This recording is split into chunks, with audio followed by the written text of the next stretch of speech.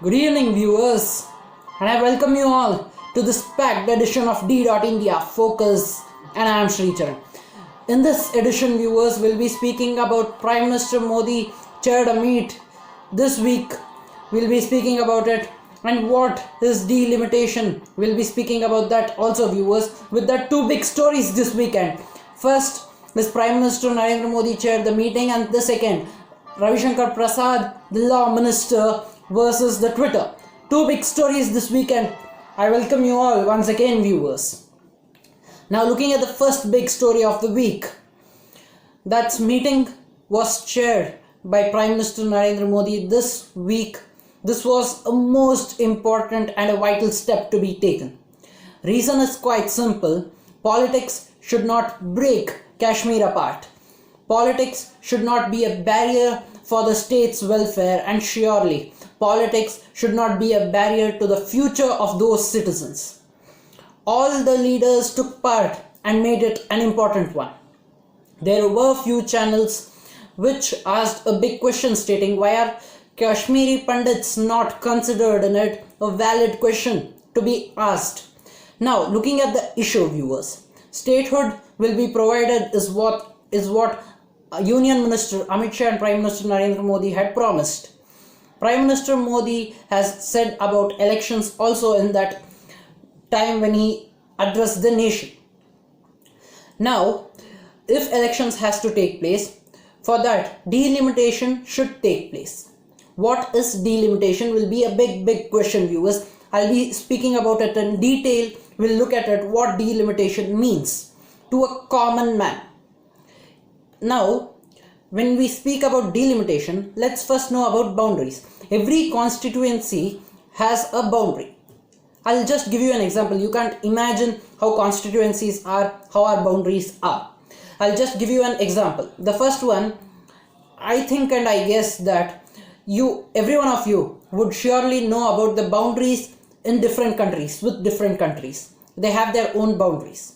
Now, the second example which I'm going to give you is bringing this to a smaller scale. Looking at India, looking at this, every state in India, it has its own boundary. So now, when you look at it in a map, every state you can see a boundary. The same way, every constituency will have a boundary.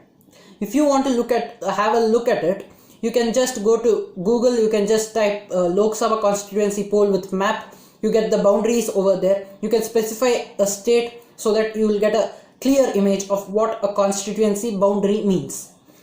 Now, MP, that is Member of Parliament, represents a constituency. Now, a MP governs a particular constituency where there are a particular number of people. But if population increases, the same Member of Parliament, that's the same MP, can't represent such a large population. That's when the act of redrawing of boundaries takes place. And this redrawing of boundaries is called as delimitation. Only after delimitations, that is, only after redrawing of boundaries, the election can be conducted in a smoother way, in a clean way, in a clear manner. So that's the reason this delimitation takes place. Now, second point, who does this delimitation? It is not being done, it is not being controlled, it is not being carried by any of the governments, whereas there is a commission set up for it, a committee set up for it, which is called as Delimitation Commission, which carries out this process. This complete process is carried out by them, and they can't be taken to loss also. What they tell is to be followed. That's Delimitation Committee, and that's delimitation. What does it mean, viewers? I've explained it clearly, viewers, so that each and every one of you understand it. Now, PM Modi has assured early elections and statehood to Jammu and Kashmir in first attempt to break ice in 22 months with this meeting which was chaired. So we'll wait and watch what happens in the further coming days. How does the politics take its way? We have to look at it, viewers. A wait and watch scenario for all of us. Now, the second big story of the week. For an hour, Twitter blocked Law Minister's Ravi Shankar Prasad account. Later, they unlocked it, saying they thought that minister violated American copyright policy. I repeat it again, American copyright policy. This is weird, bizarre, and has no sense. Indian minister tells about Indian laws to be followed, and they don't give a damn to it. The Twitter doesn't give a damn to it. They don't bother about the Indian laws. For sure, a platform has to follow the country's laws, has to abide to the country's laws. Whereas the big question tonight is, American laws matter for them, but Indian laws doesn't matter for them, doesn't matter, and they don't even give a damn to it. Is it true? What do you feel, viewers? Do comment it below. Do tell your views. Do give out your views, viewers. A question for the people also and the government also. Why do we not stop or ban this completely? Already the government has banned many apps. Why don't they ban this if this is going out of their reach? If the laws are not being followed? Why do we need to patronize Twitter? This is a big question which should be asked by each and every one of us, viewers. Now, looking at the week's news, viewers, these are the two big stories of the week. Now, looking at the week's news completely. Drones used to drop bombs on IAF station in Jammu. First of its kind attack in India.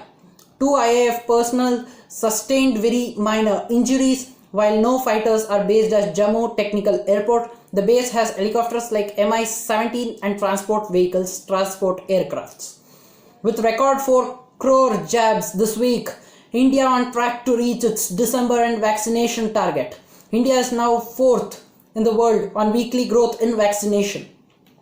BSP will go solo in UP Uttarakhand Assembly election, says Mayawati. JEE Advanced 2021 brochure is out. Exam center details released. Haryana extends lockdown till July 5th. Eases some restrictions.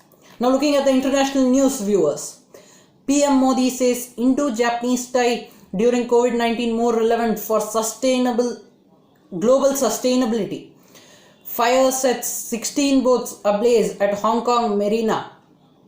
No serious casualties reported. Russia reports highest daily COVID-19 death toll this year. I wrap up this edition of D.India Focus over here, viewers. Until the next time I meet you all, signing off, Sricharan. Do subscribe, do hit the bell icon, do support this young team, viewers. Stay home, stay safe, stay strong. Thank you, viewers. Thank you for watching me. Until the next week I meet, signing off, Sricharan. Thank you.